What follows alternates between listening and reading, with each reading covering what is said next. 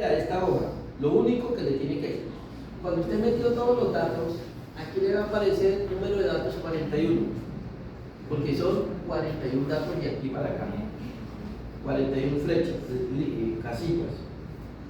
Entonces, aquí está un valor que se llama la prueba de datos dudosa o los valores K, que está en función del número de datos que yo tenga en la serie.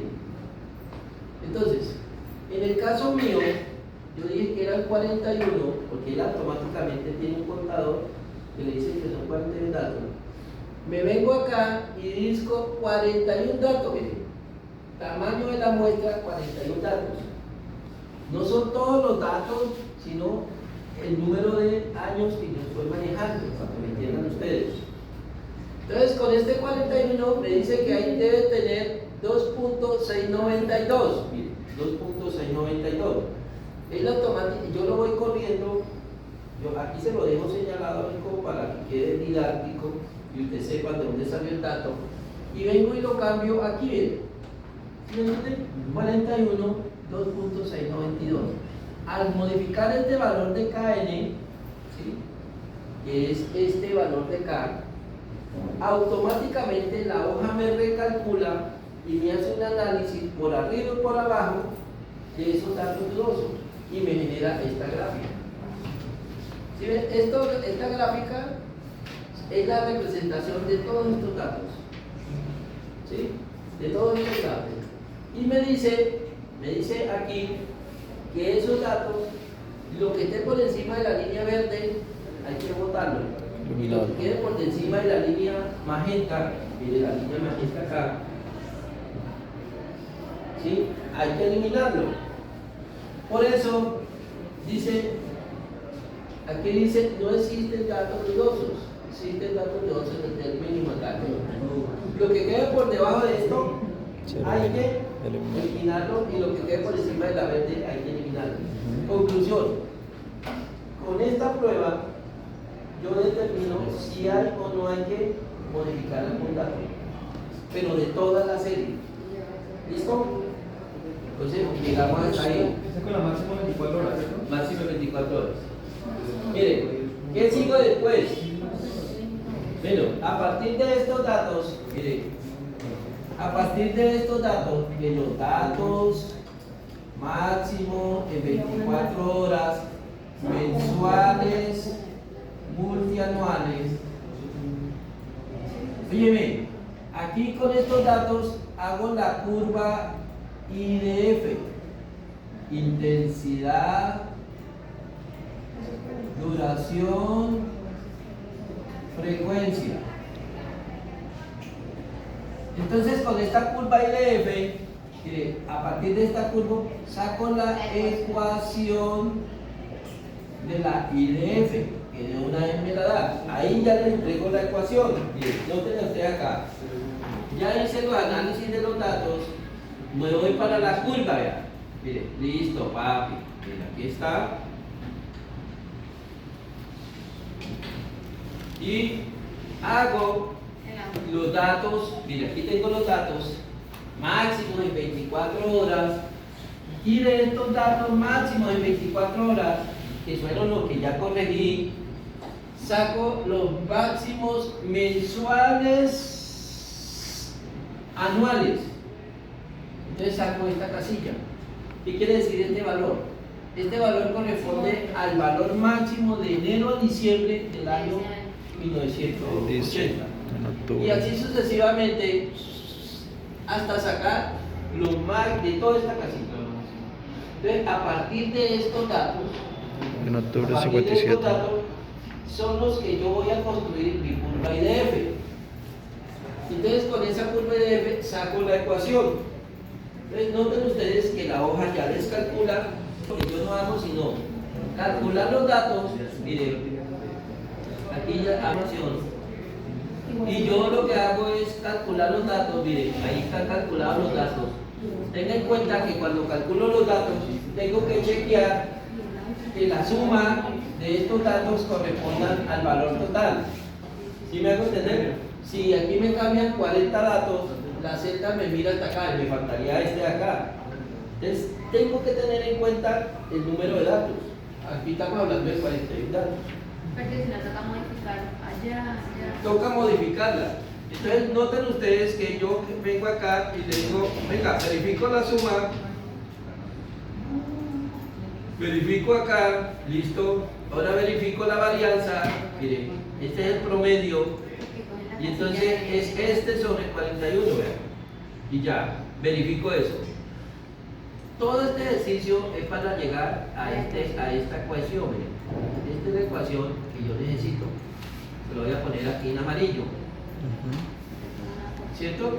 Entonces, con esa ecuación, miren, con esa ecuación vamos a ir a los hietogramas, a construir los hietogramas, que es una hoja que está anexa a esa. Miren, acá está la hoja de los hietogramas, cierro acá, dámosle guardar, digámosle así. Voy a los hietogramas a partir de las curvas IDF, píllelo acá, y me voy para los datos de partida. Miren, ¿qué necesito para los hietogramas? La longitud y el cauce, la pendiente del cauce. Y aquí coloco la ecuación. ¿Sí? La ecuación, ¿cuál ecuación? La que acabé de calcular. Y aquí le coloco el tiempo aproximado de duración de la tormenta. Entonces, para esta zona, más o menos, una lluvia está durando más o menos 3 horas. ¿Sí me hago entender? Yo le puedo poner aquí 4 horas, sí, no pasa nada. Lo que pasa es que cuando yo le pongo 4 horas, se me alarga el hietograma. Ya les voy a mostrar. Aquí están todos, esto está todo organizado para que él calcule todos los hietogramas de acuerdo a los periodos de retorno. Y entonces pónganle cuidado, vamos a buscar 100 años. Mira, aquí está 100 años. Vamos a buscar 100 años. Mira, aquí están los hietogramas acá. Y él automáticamente le pone la duración, la intensidad, la precipitación y el intervalo de tiempo. ¿Sí? Si yo le pongo más tiempo, miren, él va a estar marca hasta 180, es decir, son 3 horas. Pero si yo le puedo poner 5 horas, pues serían 300 minutos. ¿Sí me hago entender? Conste lo siguiente. Este es el hietograma. ¿Qué es el hietograma? La distribución de cómo se da la precipitación. Calcula el valor pico, es decir, aquí comenzó a llover, llegó hasta el punto más, que ya no llovió más, la intensidad se hizo máxima y paso siguiente que comenzó a decrecer. Han notado que la lluvia llega un momento en que ya comienza a descender la lluvia. Llega un punto donde la precipitación se hace lo más alta. Y después de que llega ahí no se sostiene, sino que comienza a decrecer. Entonces, esto lo que trata de dibujar es esto, ese modelo de cómo se comporta la precipitación asociada a un periodo de retorno. Entonces, por eso le da un valor siempre de esta forma, ¿sí? Asintótico. Estos datos son los que yo le voy a meter a mi GHMS. GHMS. Entonces, miren, le voy a mostrar rápidamente. Miren, yo aquí le estoy poniendo acá, le voy a cerrar esto. Bueno, aquí les entregué que es para los caudales, ¿sí? Si quieren calcular el caudal, vienen asociado al periodo de retorno, esto es por el método del hidograma unitario triangular. Entonces, miren, el periodo de retorno, el área de la cuenca, solamente tengo que darle este valor, la longitud del cauce, ¿sí? La diferencia de altura, es decir, entre la parte más baja y la parte más alta de la cuenca, y él automáticamente me calcula todo y me establece los caudales, ¿sí? Y tengo que darle el valor de Cn, de la número de curva. Entonces, automáticamente él me va a calcular aquí los caudales asociados al periodo de retorno. ¿Sí me van a entender? Esto es como si se hiciera lo del GHMS. Sí, porque ya eran los. Pero nunca van a dar lo mismo, nunca van a dar lo mismo. Yo le calculé los tiempos de concentración, miren. Noten ustedes que el tiempo de concentración lo tienen que calcular porque en la cuenca, miren, en la cuenca que ustedes tienen acá, a ustedes les van a dar, ustedes calculan solamente con un valor y les queda corto. Hay que meter Kirpis, TM, Ventechó y cuerpo ingeniero. Hay 4 métodos acá. Y saca un valor medio. ¿Sí? Un valor medio. Pero vea, el punto es el siguiente. El dolor de cabeza de ustedes es este, ¿verdad? Que ustedes están atascados. Aceptar. Atascados con el GHMS. Miren, les voy a recordar las cosas que no le deben de aparecer. Voy a mostrarles acá rioloro. Rioloro. El rioloro que ustedes, bueno, para que no quede, para que no les apena a los demás. Sí, porque no dejan de haber aquí tomando la foto y ya van y la cambian por una empanada. Entonces vean, aquí están los 4 módulos. Porque Rioloro le tocó el otro. ¿Cuáles son los 4? El BASIN, el meteorológico, el de data y el de la serie. Esos 4 módulos, si no le meten esos 4 módulos, no funcionan. Entonces voy a rápidamente en el primero, miren. Rápidamente, en el BASIN, modelo BASIN, yo aquí no meto la cuenca, aquí yo la puedo meter, pero pues no la meto por cuestiones prácticas. Aquí, ¿qué es lo que yo necesito calcular? Noten ustedes, necesito calcular el área de la cuenca en kilómetros, necesito calcular, mire, el índice de abstracción inicial, que si ustedes se recuerden, el PO era 25.400 sobre curva CN menos 254. Entonces, ese PO, que es este valor de acá, ¿sí?, lo dan en función de la curva. Número de curva. ¿Se acuerdan del número de curva cómo lo sacamos?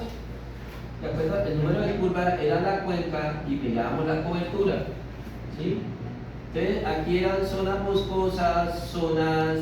Yo les mostré la semana pasada, no les mostré que la cuenca, esa cuenca está afectada por producción, entonces ahí no hay mucho zonas que digan que son bosques primarios, no hay nada de eso porque eso ya está todo afectado. Entonces, esa curva CN la vamos a necesitar. En el caso mío, aquí ya había calculado 67 y aquí el transformer es el lag time. El lag time es el 60%. Este lag time es 0.6 el tiempo de conservación, tiempo de concentración. Y el tiempo de concentración es la agüita que yo les entregué a ustedes ahí, ¿se acuerdan? Kirpis, Ventechó, los métodos que se calculan. Entonces aquí se calcula ese lag time y se dice acá cuánto establece. ¿Sí?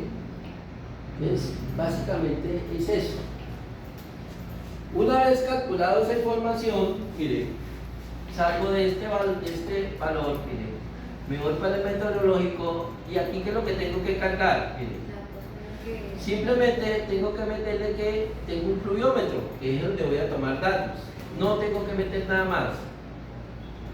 Me voy a este y aquí simplemente le tengo que decir cuál fue el periodo, mire, cuál fue el periodo de máxima precipitación que yo obtuve, en qué fecha. ¿En qué año? ¿Se acuerdan cuando ustedes hicieron la gráfica?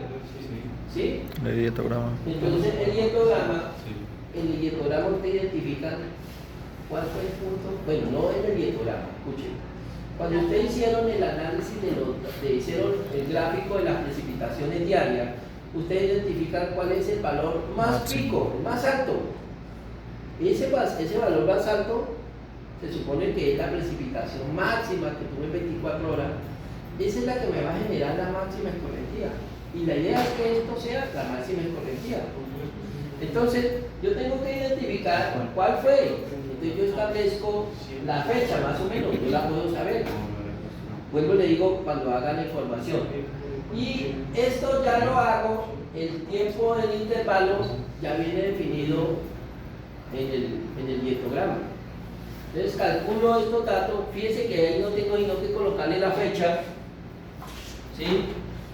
Y aquí, me voy a cerrar aquí en la serie de la precipitación, que es lo que tengo que cargar, miren. Simplemente tengo que cargar los datos de precipitación, que son, miren, las fechas que corresponden a las mismas de la serie de datos, el mismo año, la misma hora, y la tabla.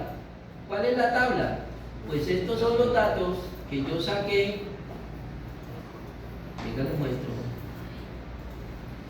Los datos que yo acabé de sacar de los dietogramas. Dietogramas. Mire, esta precipitación, mire, este valor de acá,